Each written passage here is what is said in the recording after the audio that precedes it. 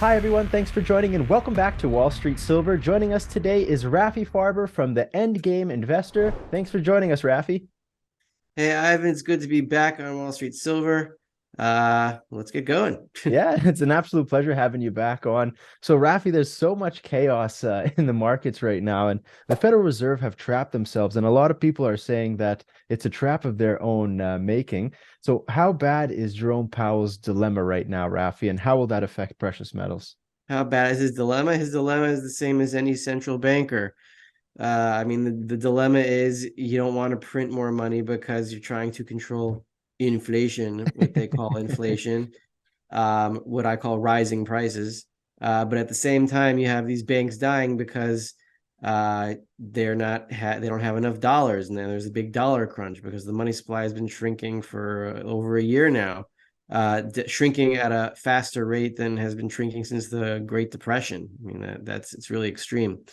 So you have the financial system slowly but surely dying, and consumer prices still rising, and that's not really a situation that any central banker can solve. That's the nature of the end of inflatable fiat monetary systems, and that's where Jerome Powell is. It's not his fault. It's not any central banker's fault. It's the fault of the system that he's in, and it's a terminal one, and we're in the terminal stages. That's what's going on. So, like, how bad will it get? You said it's going to be like the money supply is worse than how it was in the Great Depression. So, how bad will it get in 2024, let's say? Will the Fed keep tightening and then something breaks, or where do you think Powell will go there? I don't think he's going to last until 2024. I think the tightening cycle is already over. We've already had 4 or 5 bank failures, but none of them have been terminal to the point where it causes like a 2008 style collapse. But remember, in 2008, the banks started to fail in 2007. There were several bank failures in 2007. In August 2007, Right. there was a big earthquake in the short term debt markets also. And the real big bank failures, even when Bear Stearns collapsed in 2008, it didn't really click that the entire system was going down until Lehman fell, in September 2008, and then AIG, and then things really started to go. So, look, we're already in that beginning stage now where the first bank failures have already started. It just depends, which bank failure or insurance company failure. It could be something that is not on none of our radars. It could be something we wake up tomorrow and like, what the hell is that? And then, Wow. we have a new lesson in what repo or reverse repo or whatever's going on Right. happens now. And then it becomes the next big thing to talk about. But something's going to break, and it's going to break, I think, way before 2024. And then it's not going to be like a slow move back down to zero. It's going to be an immediate cut to zero, I think, just like it was in 2008 and just like it was in 2020. It'll be again. Hmm. That's what's going to happen. And when that happens, I think it'll be the last time this time. So a lot of people, like the past year or two, we've been waiting for Powell and the Fed to slow down or actually cut rates or even reverse where their trend right now. And then people are saying gold and silver are going to skyrocket. Where do you see gold going if he does reverse the trend and goes back to zero interest rates? Like, where's gold then? This is well, I think you're the first one to ask me this question. Um, the thing is, it's not gold really going anywhere. If Powell does have to cut right back down to zero, I think that'll be it for the dollar, because then he's going to have to expand the money supply. I mean, if he's in a situation where he has to cut back down to zero, that means something big happened in the financial system. That means that banks need a lot of dollars to save them, like, right now. Wow. And if that happens, then I think we're in the end game. I can't tell you what happens to gold on a day by day basis, but we'd be in that emergency situation where uh, gold would keep going up by hundreds of dollars a day, silver by even more percentage wise, and the dollar would be dumped in the street, and we'd be in the end game. So I don't really want to speculate on exactly what that looks like, but I think we'll all know it when it happens. Absolutely. There's news that just came out. We're recording this on the 17th that Iraq just banned its basically US dollars. They don't want any US dollars in their daily transactions or circulation. They just want to use their own currency. Do you see that as a trend of more countries moving away from the US dollar because it's been weaponized so much? I take a different view on this. I'm in the Keith Weiner camp of monetary metals, Keith Mm-hmm. Weiner of monetarymetals.com. And I think this is all just a silly game. I don't think any country can really escape the dollar. It's not possible. Right. Because the question is, why are they saying this? I mean, it's a good thing. I like the rhetoric. I'm very pro countries getting rid of the US dollar, but the only way they can actually practically do that, logically speaking, is by going to gold and Right. trading for goods and services in gold, or oil for gold directly.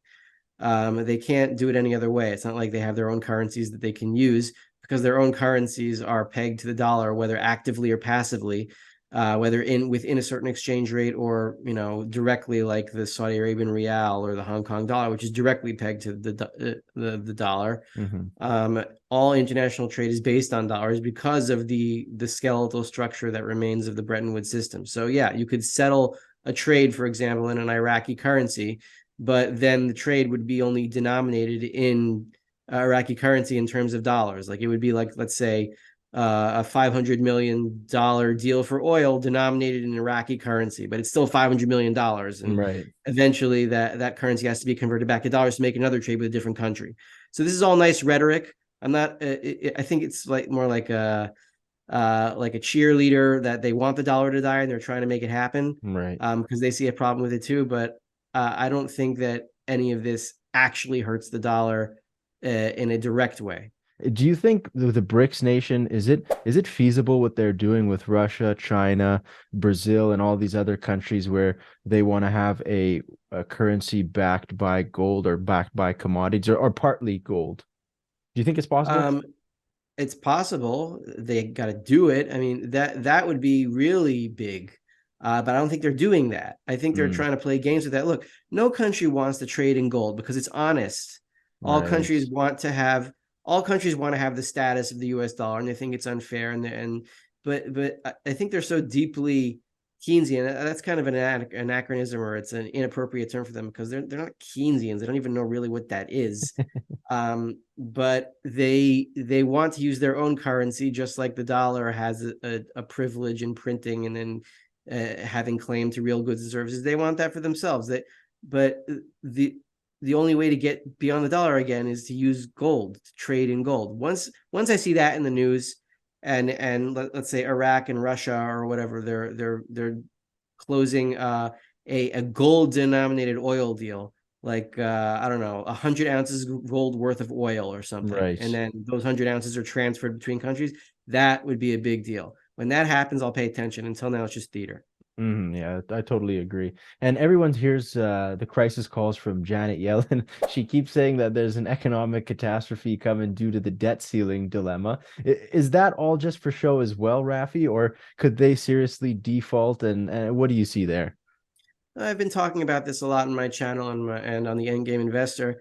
I do see it mostly as a show, Hmm. but what I am seeing in the short-term debt markets is, for the first time, at least by this metric that I'll explain to you in a second, I think the markets are, for the first time ever, seriously considering that there might be a default. I'm not saying they're right, but that's what they look to be worried about. And why is that? Because if you look at the 1 month treasuries, 1 month treasury bills, right? So the yield on that is now like 70 basis points higher than the effective federal funds rate. And the difference is that the effective federal funds rate is just the interest rate that's charged from one bank to another for an overnight loan set by the Fed's discount window. If the Fed Hmm. charges X interest rate, so then the banks are going to have to charge the same, or you can get a bit better deal with the Fed.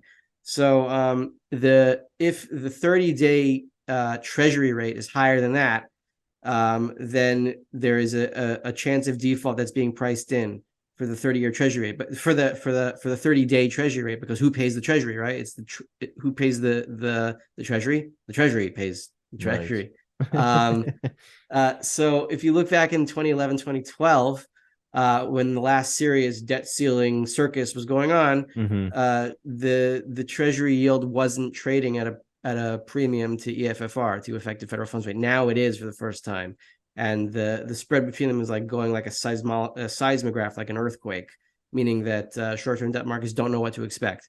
I expect that it'll be worked out because they're a bunch of clowns and this is what they do to like focus our attention because they love the attention and they love feeling important. But they'll probably work it out, but they might not for a day or two. And if they forget to for a day and try to default for a day, then what do I see happening? There's going to be a big earthquake somewhere.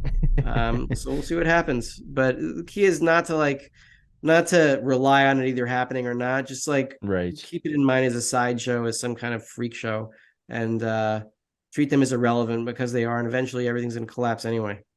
Absolutely. And I have to ask you, Rafi, we are Wall Street Silver, so we need to know your thoughts on silver. Silver's trading about $24 per ounce right now. What do you think is driving the price of silver? Um, Day to day, I don't know what's driving the price of silver, but um, what I tell my subscribers and what I do myself is I keep stacking silver. I don't own that much gold because owning gold makes me nervous. It's too valuable per coin per ounce, and I Right. don't want it in my house that much. But a big nice bag of silver, I'm less worried about. And I'm less worried about confiscation. And if in an emergency, if the dollar does collapse because of a debt ceiling crisis or some kind of crisis, then a gold ounce is not going to do you very much good when you want to go to the store and buy some food, unless you're going to Right. buy an entire aisle of groceries, which is not practical.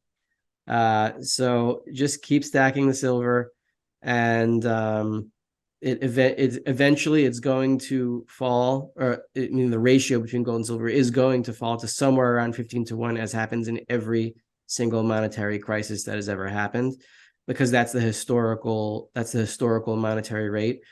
And silver is the primary gold substitute. And when there is no gold substitute that works, meaning the dollar is the primary gold substitute, when the dollar collapses and there is no more gold substitute that is functional in a fiat sense, then silver is going to be the main gold substitute, and it's going to be able to buy you a lot of stuff. What type of silver are you stacking right now? If you don't mind me asking. It's Whatever's bars, coins. available. But as whatever's available, people in my neighborhood know me as a silver guy. So, Nice. a few days ago, this happened. Like, a friend of mine said, "Look, Rafi, I'm trying to buy a house, and I need some cash, and I have some silver. Do you want it?" I'm like, "Yeah, yeah, give it to Yeah, yeah, that's me." awesome. Yeah. So, I have in a crisis when the dollar collapses and the shekel collapses, people will know that I have that I have silver, and they'll trade things with me. And hopefully, I don't live in a neighborhood where they're going to pull a gun on me or anything. That's Yeah, that's right. I don't want that to happen. But you have to let people that you know that you have it, but be around people that you trust, Right. and be wise. That's all. Absolutely. And now that we're talking about it, we know that it's obvious and it's inevitable sooner or later the US dollar will eventually die off. So how concerned are you that they'll roll out like a central bank digital currency? And are we heading for a full-on social credit score system connected to this digital currency? And will people ultimately accept it or no? Or will they be forced to? Okay, so you can't force people to accept a currency, because if you could, then there'd be no such thing as hyperinflation. Like, well, Oh yeah. why didn't Weimar just force them to accept the mark? Why didn't Czechoslovakia force them to accept whatever currency they were doing? If governments could just force you to accept a currency at a certain value, hyperinflation would be impossible. Hmm. So no, you can't force someone to accept a currency. You can force someone to pay taxes in a currency. You can't give that currency any specific value. It has to be based on some price array from before. So in terms of CBDC, what I would be worried about, and I am worried about CBDC because it would be a horrible thing for humanity for many obvious reasons. I don't think I have to go over that with your audience. Yeah. Um, uh, if I'm not worried about the US government or any other government instituting a CBDC as like a Hail Mary to save the currency system, because it's not going to save the currency system, Right. because it would be built on top of an already collapsing currency system. You're saying like, okay, so imagine if a pyramid is collapsing and like right before it collapses, they're trying to build another Yeah, layer of it to it's see not if gonna it'll work. stabilize it. That doesn't make any sense. Right, right. Right. What would be more scary is if the dollar, let's say it has 10 years of life left. I don't think it does, but arguably, let's say it does, Hmm. then I would be very wary and scared of them building a CBDC system on top of a relatively stable dollar system, because that means we would have a few years left of this system with which they could leech off and enslave us with CBDC. but I don't think that's going to happen. I don't think there's enough time. And even if they do succeed in CBDC and enslaving us for a short period of time, it'll only speed up the collapse of the pyramid that's already happening. Wow, yeah, you absolutely nailed it, Rafi. So we want to thank you so much for coming down to Wall Street Silver. It's been a huge pleasure, and hopefully we can have you back on very soon as the market develops. Yeah, good. I'm looking forward to it. Awesome. Talk to you soon.